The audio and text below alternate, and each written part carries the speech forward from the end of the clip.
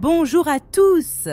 3 fois par semaine, plongez avec moi dans l'univers sombre des crimes qui ont secoué le monde entier.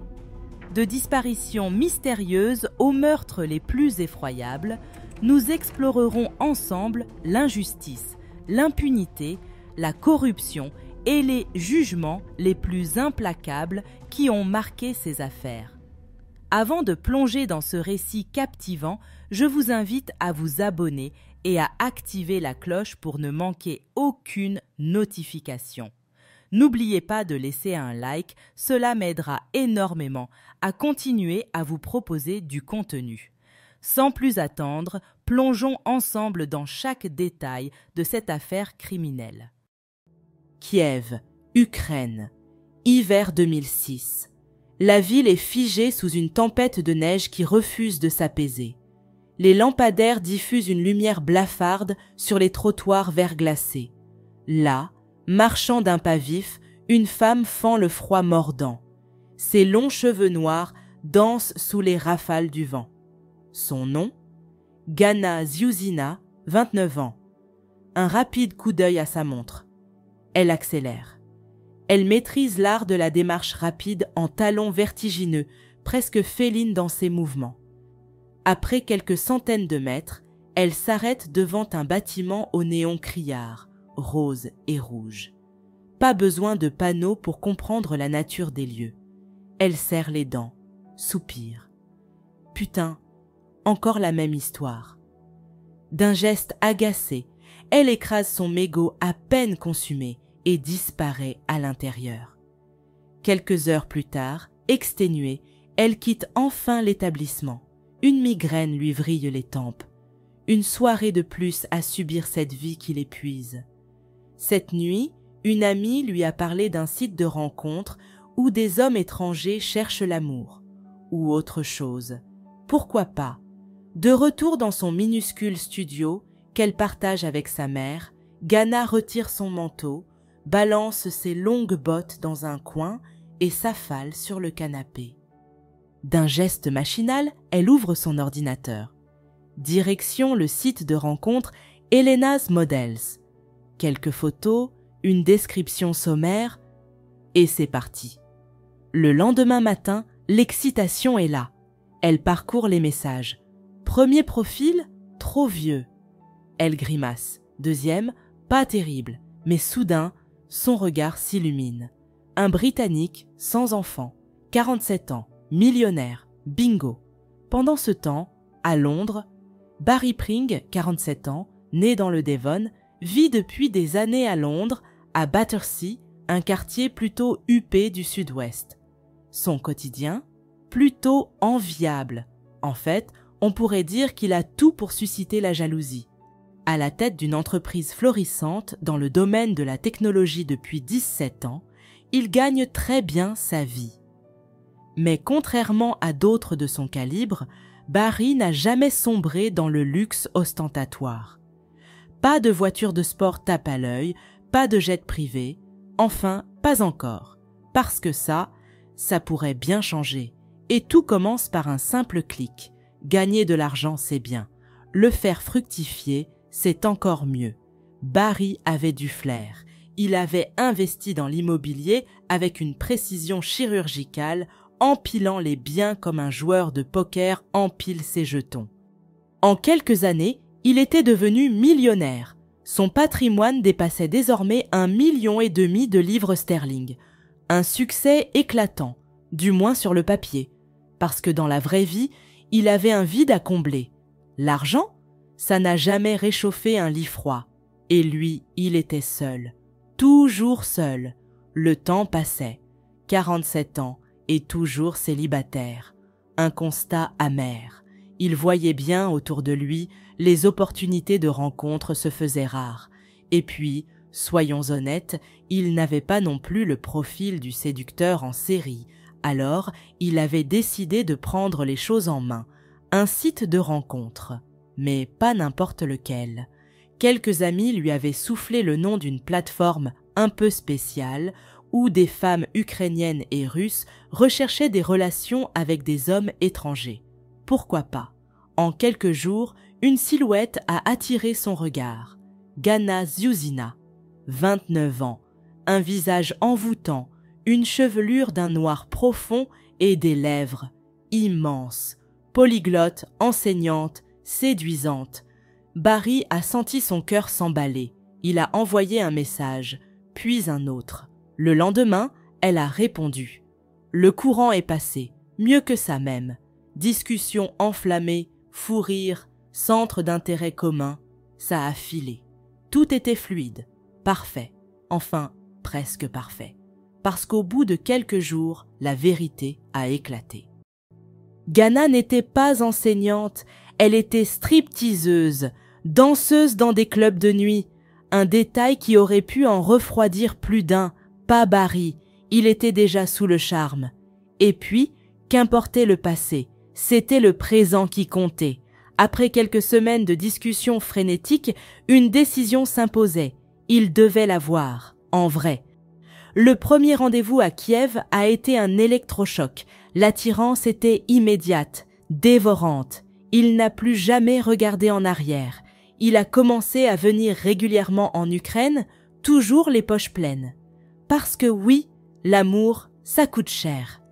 Il voulait qu'elle arrête son métier. Elle a accepté, mais il fallait compenser. Alors, à chaque voyage, Barry apportait une enveloppe bien garnie. Parce qu'une femme comme Gana, ça ne devait appartenir qu'à lui. Il était jaloux, obsédé. L'histoire s'est emballée à une vitesse vertigineuse. Quelques semaines à peine après leur rencontre, Barry s'est agenouillé. Une bague, un diamant de la taille d'un caillou, d'une valeur équivalente à une voiture de moyenne gamme. Gana a dit oui, évidemment. Le mariage s'est déroulé à Kiev le 27 janvier. L'hiver mordait les os. La neige tombait en silence, comme pour figer cette scène dans un décor de conte de fées. Gana, sublime dans une robe blanche aux épaules dénudées, ses longues boucles sombres caressant son dos. Quelques touches de rouge, des rubans, des fleurs, des barrettes, assorties aux cravates écarlates de Barry.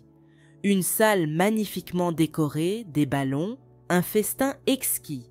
Tout aurait dû être parfait, presque, parce qu'il y avait un détail troublant, une atmosphère pesante, une tension si épaisse qu'on aurait pu la découper au couteau.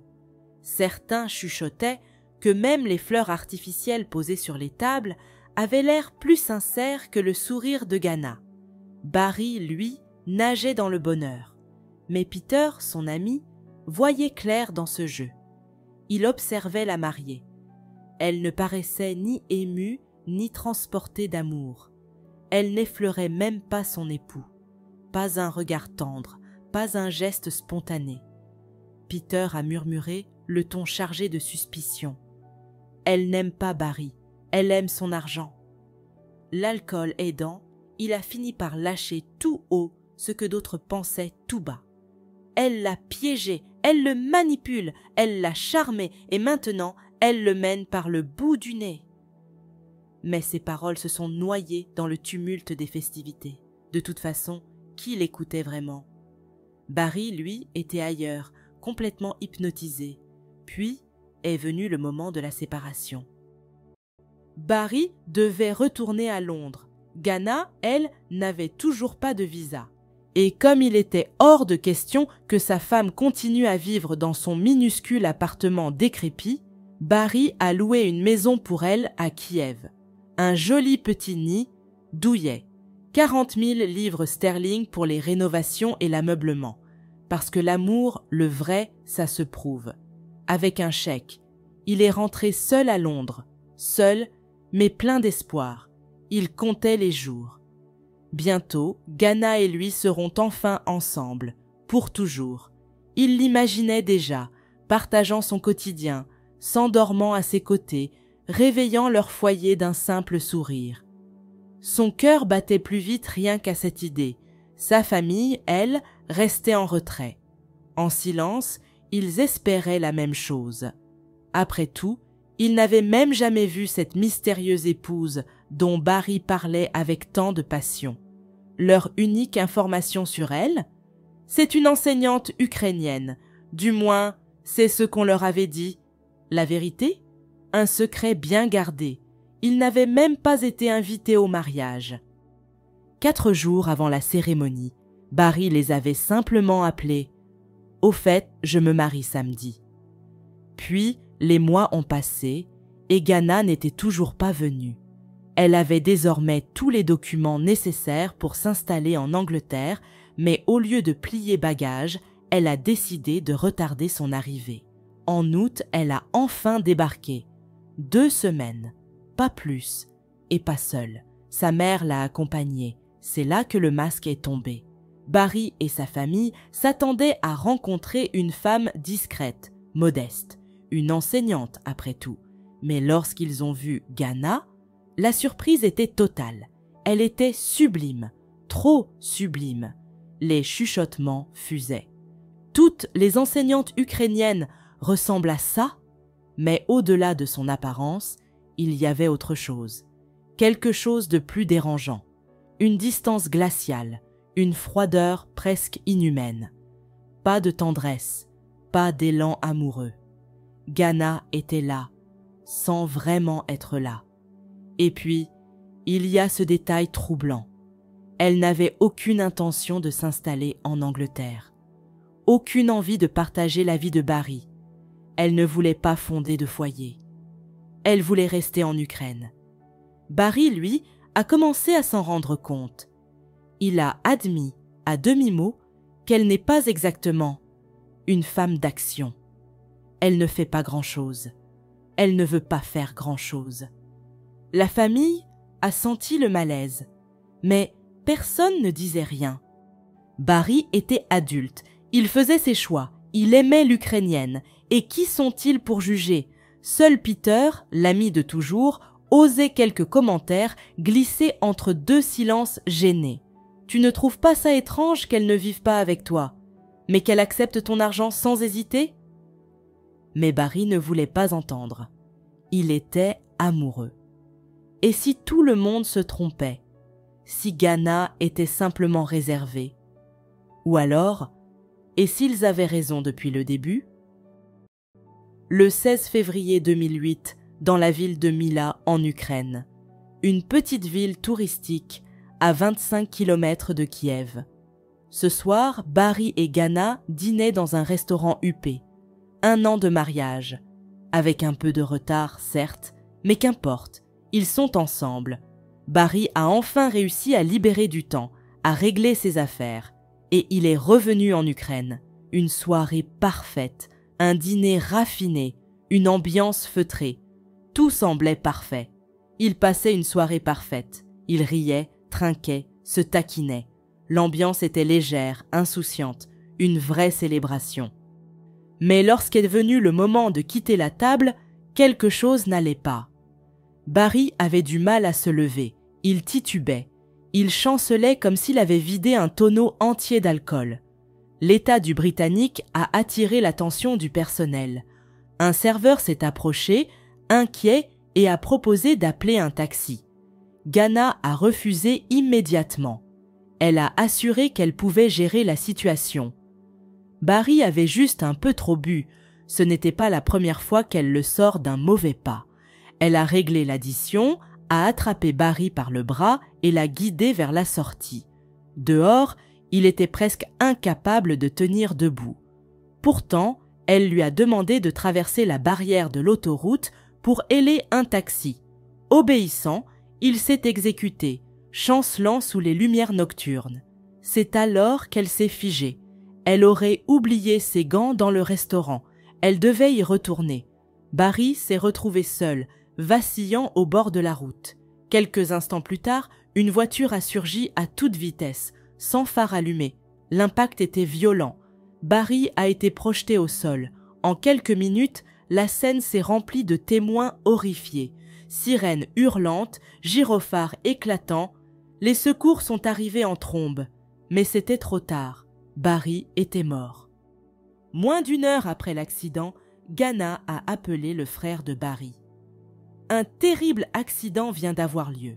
Prépare-toi, Barry n'est plus. » Elle a ajouté d'une voix détachée « J'étais juste à côté de lui, mais moi, il ne m'est rien arrivé. Sauf que c'est faux. Gana n'était pas là au moment du choc. Les témoins ont affirmé que Barry était seul. Gana a changé sa version seulement lorsqu'elle a parlé à sa belle-mère, qui, entre-temps, a été informée des faits réels par la police. Mais ce n'est pas tout. Son comportement après la mort de Barry intriguait. Elle prétendait être restée 14 heures sur les lieux du drame. En réalité, elle n'y avait passé même pas 2 heures. Quelques jours plus tard, elle a pris un avion pour Londres. Une fois sur place, elle a vendu la précieuse moto de Barry et a vidé son compte épargne. Par un mystérieux tour de passe-passe, elle est parvenue aussi à pénétrer dans l'appartement de son défunt mari, alors que la famille avait pourtant changé toutes les serrures.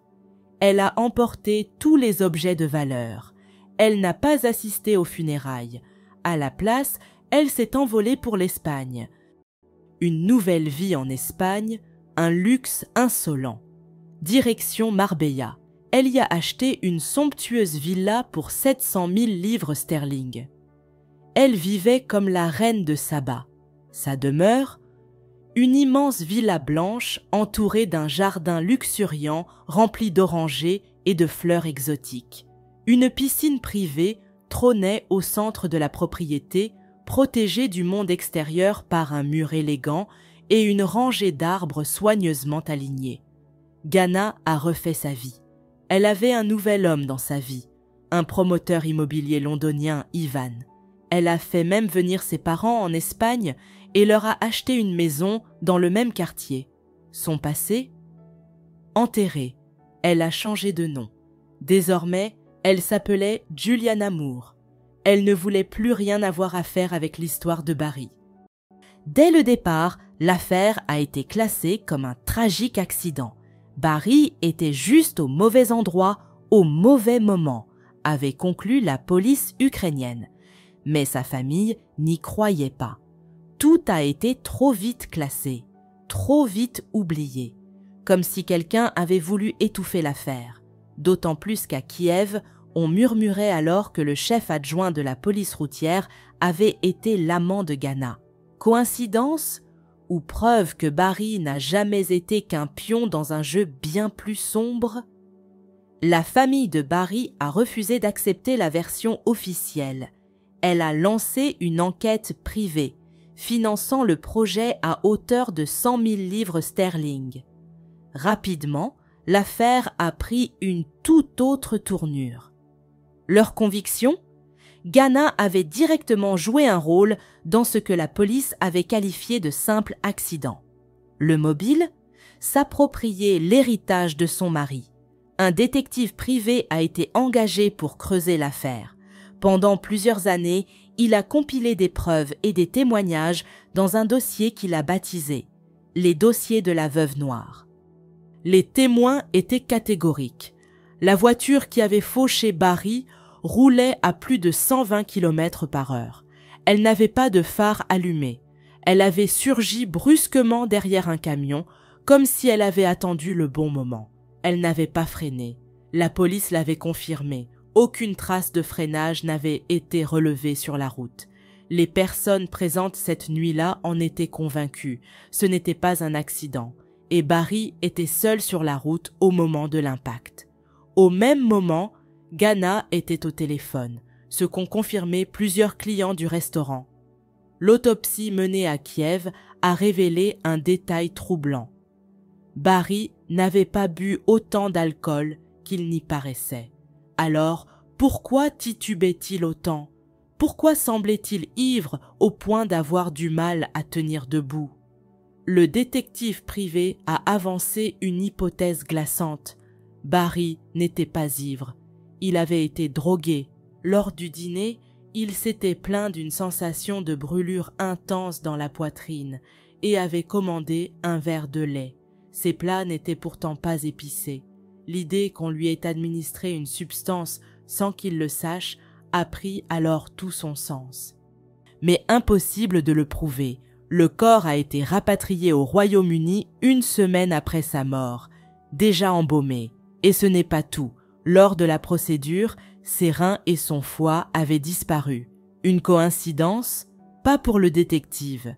D'autant plus que lorsqu'elle avait appris la nouvelle, elle avait montré un soulagement évident. D'après la famille de Barry, c'était sa plus grande inquiétude, savoir si une nouvelle autopsie allait être réalisée. L'enquête du détective a mis en lumière un fait troublant. Le site de rencontre où Barry et Ghana s'étaient rencontrés aurait des liens avec le crime organisé. De plus, des policiers corrompus auraient aidé à faire disparaître la voiture impliquée dans l'accident. D'après les informations obtenues, le véhicule aurait d'abord été coulé dans un lac à 3 km du lieu du drame, puis récupéré et envoyé à la casse quelques jours plus tard. Et Ghana? Son téléphone a été localisé près de ce lac entre 3h et 7h du matin, quelques heures après la mort de Barry. Elle était là. Bien que la voiture n'ait jamais été retrouvée, la police a mis la main sur des plaques d'immatriculation abandonnées sur les lieux de l'accident. Après vérification, elles avaient été volées quelques jours plus tôt, et pas n'importe où. Elles appartenaient à une voiture garée juste en face de l'appartement de Kiev que Ghana occupait, celui que Barry payait pour elle. Encore plus étrange, l'homme soupçonné du vol ressemblait étrangement au mari de la meilleure amie de Ghana, Tetiana. Et cet homme, quelques jours après la mort de Barry, il a été agressé et hospitalisé pendant 1 mois. Un avertissement, une punition, aurait-il réclamé sa part ou menacé de parler? Le détective privé en était persuadé. Tout cela n'était pas une simple coïncidence. Cette nuit-là, un piège avait été tendu à Barry. Et Ghana n'était pas une simple veuve en deuil, mais une prédatrice ayant atteint son but. Peter, l'ami proche de Barry, a fait alors une révélation troublante. Lors d'un dîner, alors que personne ne lui posait de questions, Ghana avait évoqué un détail particulier. Elle avait laissé échapper une phrase troublante devant Peter, l'ami de Barry. « En Ukraine, la police est tellement corrompue qu'il suffit de payer et tout passe comme une lettre à la poste. » Mais ce n'est pas tout. Un invité du mariage a témoigné avoir entendu Tetiana, la meilleure amie de Ghana, lâcher ces mots glaçants à un autre convive. Barry a eu ce qu'il voulait. Maintenant, Ghana peut enfin obtenir ce qu'elle désire. Et ce qu'elle désirait, l'argent, pas l'amour. Après 9 années de lutte, la famille de Barry est parvenue enfin à faire entendre sa voix. En janvier 2017, le coroner britannique a tranché. Il est impossible que la mort de Barry soit un simple accident. Ghana a été convoquée au tribunal pour être réinterrogée, mais elle a refusé de se présenter. « J'ai déjà tout dit à la police ukrainienne. Je suis innocente. Un point, c'est tout. » Une contre-offensive calculée, mais elle n'est pas restée silencieuse face aux accusations. En mars 2017, elle a engagé une armée d'avocats et a saisi la Cour suprême. Elle exigeait une déclaration publique confirmant son innocence et affirmant que la famille de Barry mentait. Pourquoi devrait-elle être arrêtée après toutes ces années alors qu'elle n'avait rien fait de mal? Elle accusait les proches de son mari de mener contre elle une campagne politique violente allant jusqu'à impliquer le ministre des Affaires étrangères britannique, Boris Johnson. Son raisonnement? Barry avait laissé un héritage de 1,5 million de livres. Aujourd'hui, il n'en reste que 40 000. Son frère aurait dilapidé plus de 200 000 livres en frais d'avocat, en cyber-enquêteur et en détective privé. Ghana ne comptait pas se laisser dépouiller de ce qui lui revenait de droit. Elle remettait en cause la crédibilité des témoins. Celui qui avait évoqué son supposé amant dans la police n'aurait même pas été sur les lieux de l'accident. Son amie Tetiana? Une simple connaissance. Son mari n'avait jamais volé de plaque d'immatriculation. Selon elle, l'enquête devait être annulée. Non seulement on ne lui avait jamais donné l'opportunité de se défendre, mais Elle a rappelé aussi qu'elle avait volontairement ignoré la convocation au tribunal, et cela a fonctionné. En janvier 2017, l'enquête a été officiellement classée, un coup de massue pour la famille de Barry. C'est comme un coup de pied dans les dents, a lâché son frère, abattu. Tout ce qu'elle raconte, c'est un tissu de mensonges. L'argent de Barry est placé dans un fonds fiduciaire. Nous n'avons jamais touché un centime. Mais après des années de combat, l'épuisement a fini par les rattraper. En novembre 2019, ils ont retiré toutes leurs accusations. Ils n'avaient plus la force de se battre. Les procès interminables avaient ruiné leur santé et leurs finances. En juin 2020, la justice a tranché définitivement. Barry était mort dans un accident de la route. Pendant ce temps, Gana, ou plutôt Juliana, continue de vivre sa belle vie en Espagne. Elle est libre, elle est riche, elle a obtenu 200 000 livres de l'héritage de Barry. Et comme l'avait dit Tetiana, des années plus tôt, elle a enfin ce qu'elle voulait. Eh bien, chers spectateurs, c'est ici que se termine l'histoire criminelle d'aujourd'hui. Je serais très intéressée de connaître votre avis, alors je vous invite à le partager dans les commentaires de la vidéo, toujours dans le respect de la victime et de sa famille. N'oublions jamais que nous pouvons débattre, mais avec le respect que chacun mérite. Je vous rappelle de vous abonner à la chaîne et de laisser un like pour me faire savoir que mon travail vous plaît. Bonne nuit et à la prochaine histoire criminelle.